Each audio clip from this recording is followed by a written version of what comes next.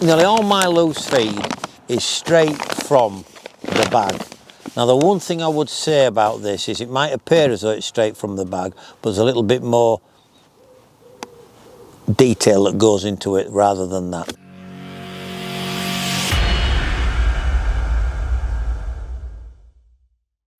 You've obviously all seen me with the marigolds on and covered in liquid from head to foot and t-shirts full of smelling old God knows what.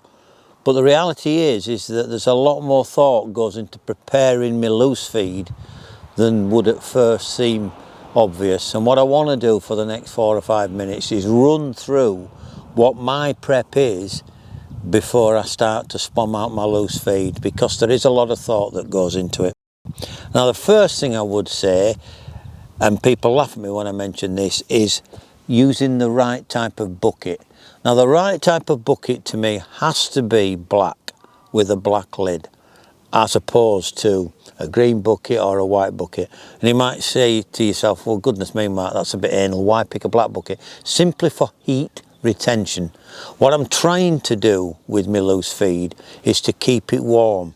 And by keeping it warm, you keep the ability of the natural sugars in various liquids and potions that we use to ferment and change into ethanol, which is a fancy word for alcohol. So basically that is a massive fish attractant. So if I can keep my bait liquids inside the boilie nice and warm, which are going to promote fermentation and the production of ethanol, then that's what I want to do. And by having a black bucket, you retain the heat. So that's the first important point. The next thing is nearly all my loose feed is straight from the bag. Now the one thing I would say about this is it might appear as though it's straight from the bag, but there's a little bit more detail that goes into it rather than that. And I'll tell you what it is. You will see here, look, 1, 2, 3, 4, oopsie daisy, and 5. I've just shown you 5 packets, and other than being Trigga Ice, what have they got in common? Well, I'll tell you what they've got in common. They've got the tops open. They've got the packets open rather. And the reason for that is that I want to try, before I put liquids with them, I want to try and dry them out a little bit. Now I could dry them out a lot by taking the contents and putting them on a baking tray and all the rest of it, but I don't want to dehydrate them too much, but I want to try and harden them off a little bit. So by doing that, you will notice immediately that they're not as soft as they normally are. Well, not only is that a good trait that I want, the most important trait is that by slightly hardening steam baits, you get them to absorb liquid in quicker and more straightforward. So the first thing to do is a black bucket. The second thing to do is to give yourself 4 or 5 hours where you've opened the packets of the bait that you're going to put in there and let some air in there and let them air dry. So that's one thing. The other thing which you'll see is, because I'm looking for uniformity with the actual soaking of the loose feed, I actually put, and you'll see this because we've got a camera strategically placed on top of the bucket, you'll see that there is some liquid already in that bucket down at the bottom, and that's there for a very good reason. And it's there so that the stuff that goes on the bottom, when you put the liquid on the top that you might think is not getting the liquid, if you keep shaking it, you'll know that the bottom of the bucket is also getting liquid down there as well. Now here's the other things. That's my go-to liquid food, dedicated liquid activators. So if it's Big Fish Mix, if it's Cody, if it's Trigga, it's just a dedicated one. This is the Trigga Ice. Now we've done other little tips and tricks where you've seen what I do with every single 500 millilitres of our liquids. I had 5 or 6 drops of the garlic essential oil, and I'll do that and store them. So when I get the 500 millilitre pots, straight away what I do before I store them is I open my garlic essential oil and I put 5 to 6 drops in, shake them and store them. So I know that all of the activators that I've got have already been infused with the garlic. So that's ready to pour in there. So how do we do it? Well, what we basically do, as I've mentioned earlier, during this filming sequence, I try to vary the size of the bait. So what I'm going to do is I'm going to put in predominantly 18 mils ready-mades or freezer bait as my mainstay loose feed. On top of that, there's going to be quite a good splattering of 24 mils, and in there as well there's going to be 15s and 12s. So you can see that we've got 4 different sizes, which is going to fall into the category that I mentioned earlier about keeping the fish guessing on suction rates, etc, etc. But those are now ready, and so what I will do is I will put in, but before I put them in, there we go. I'm looking for a sponsorship deal from Marigold, but I'm hearing note back. So if anyone who knows them could give them a word.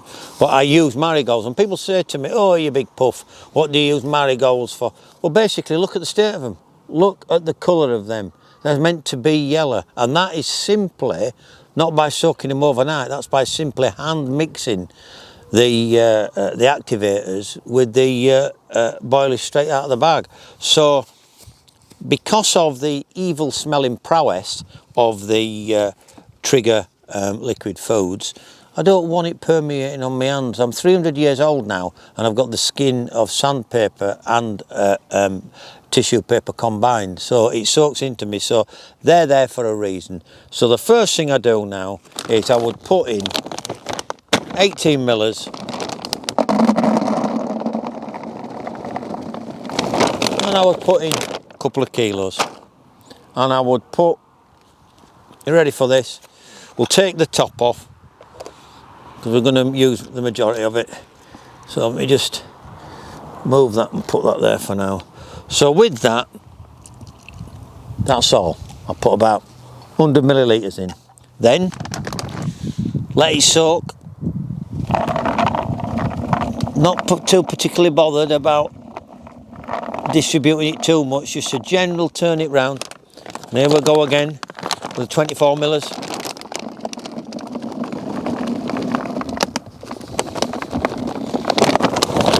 And again, I've put about 2 kilo in there. Put some more liquid in. By gum, if you could smell the garlic, usual thing. Turn it round again. Try and bring some from the bottom. So you've got the 18s and the 24s in already, mixing around. You can see straight away that the baits are glazed, and you can see by on my hand it's coming off. But what we're looking for, which is all about prep, is we're not looking for glazed baits, we're looking for soaked baits. And then what we do is we then have the 15 millers, kilo in there.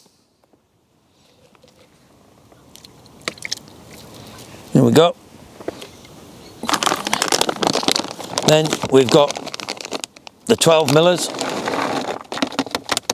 Put that kilo in there. And then put that in there. And then what I like to do, as a little bit of an edge, is I like to put solubles in. Now you may say to yourself, well, surely the solubles are going to start breaking down. They are. But because this is a mix that I'm going to be putting out in the pond within 24 hours, I'm not particularly worried if it starts to break down. It'll all be added attraction, because this is not going to be put out using a throwing stick. This is going to be put out with the use of a spom. So if some of the solubles have started to break down, it's not a problem. So in go the solubles. And then in goes the rest of the garlic enthused activator. Put that in there. Make sure you take your rubbish home. And there we've got, ready to mix up our bait. You give it a good mix round, and you will find that already is starting to seep and be absorbed in by the slightly hardened, air-dried boilies. And one area where you can see clear evidence of absorption is you don't get a residue around the inside of the bucket. I see people a lot of the time, they'll use quite thick viscosity liquids and they'll put it in with the bait, and you'll see that a lot of the time, like all liquids, they move to the edge, centrifugal force, all that old stuff, it moves to the edge and it'll leave a coating on the inside of the bucket. You'll see by looking through the lens that's on the bucket here, that's not here. The outside of my bucket is nice and clean. So the final act would be to stick the lid on, keep it airtight, and that would be ready to be spommed out within 5 or 6 hours. Don't just look at it, give it a go, and I'm convinced that you will get better results by thinking a little bit in depth about your loose feed as well as your hook baits.